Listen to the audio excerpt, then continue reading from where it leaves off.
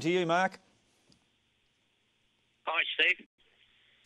How's things going up there? We're about -4 here this morning. What sort of temperature you got up there?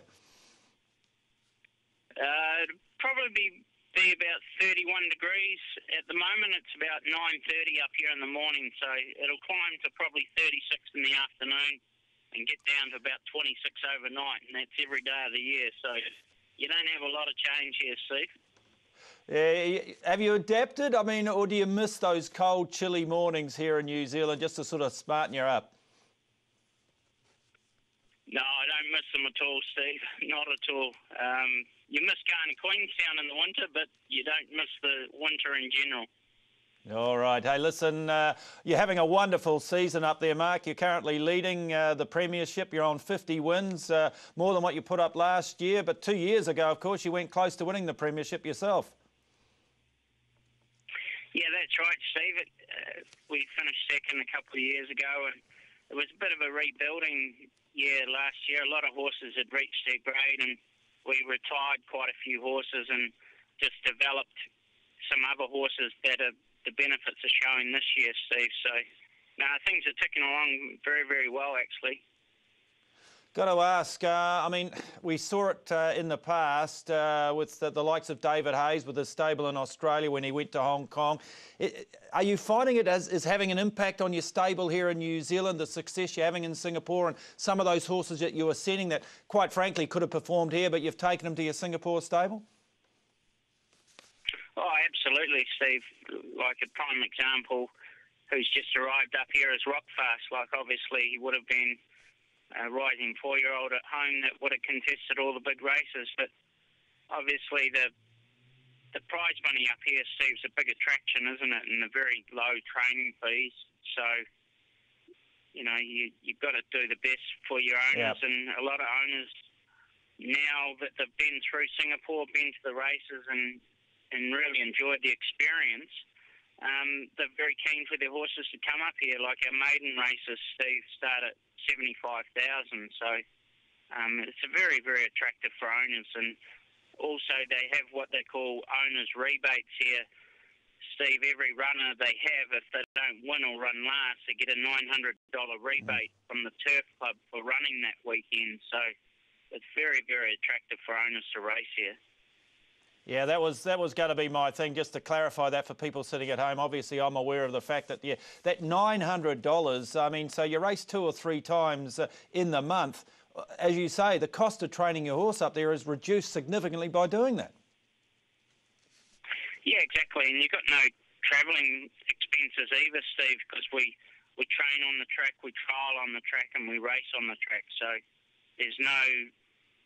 And the vet fees and all those sort of things, Steve, are heavily subsidised. Like, I'll just give you an example. To scope a horse in Singapore, it's $10 to the owners, and it'd be well over $100 back home. So that's just one example of how heavily subsidised vet fees are as well.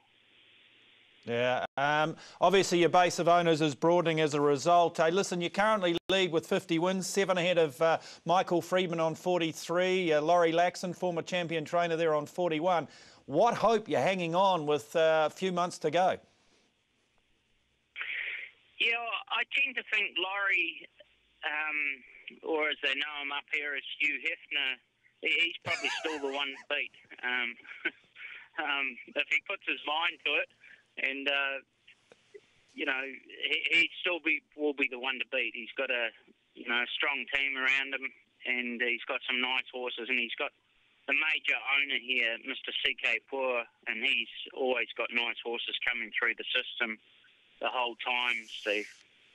Yeah, they call him that because he wears a smoking jacket, isn't that right? yeah, that's right, Steve. It's got nothing else to do with anything. Michael Free, we're just showing it on the screen here. You're with 50 winners. Listen, when you ran second back there 2 years ago, what sort of a winning number of wins, should I say, that you will need, do you think, to see yourself home here, Michael? Do you need sort of 80 wins?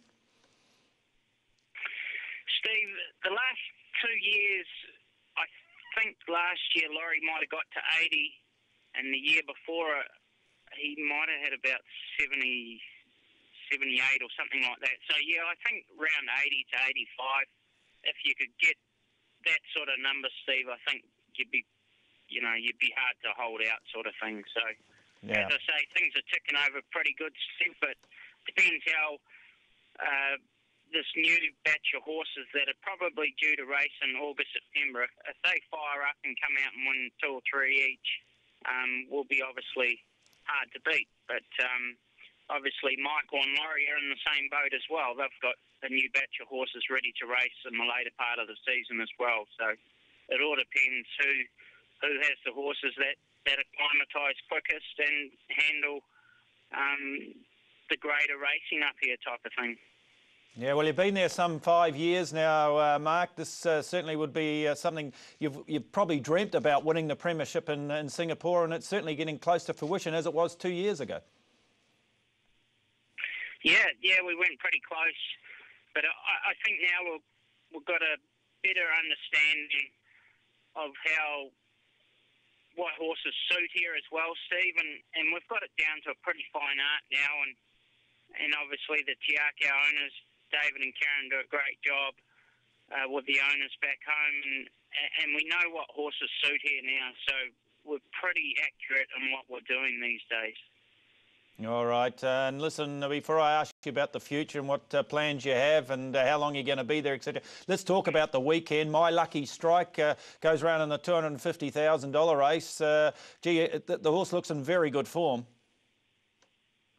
Yeah, he's only a little horse, Steve, but he came up here from Australia, and he's owned by Mr. Ng, a big owner here, and he's yet to get the 1,200 metres. That's the only question mark, but now that this is basically his second preparation, I'd be confident he will get it, and the horse is in great form, and obviously Nunes, the Brazilian here, he's a very, very good rider, and he's drawn gate number 2, so he's got all things in his favour. Has Nunes taken over now that Moreira is gone? I dare say the other jockeys must be doing high fives that Joe Moreira isn't riding there. Oh, exactly, Steve. He was quite a phenomenon, really, and he's done the same in Hong Kong. Just a freak of nature, really, and, even when he travels down to Australia, doesn't he? He just hops on a horse and bang, he wins a Group 1 on them. But listen, Nunes is a great rider, and Michael Rod's here and Corey Brown, and our stable's got the champion apprentice here, shifting. So we've got all bases pretty much covered. We normally have very good riders on our horses. All right, well, you race, I think, Friday and Sunday. You've got a number of runners everywhere, My Lucky Strike being one of them. Where to for our best bet? As you know, we can bet here from down under. Steve, a horse called Alpha Centauri, a keeper horse Dave bought out of Cracker.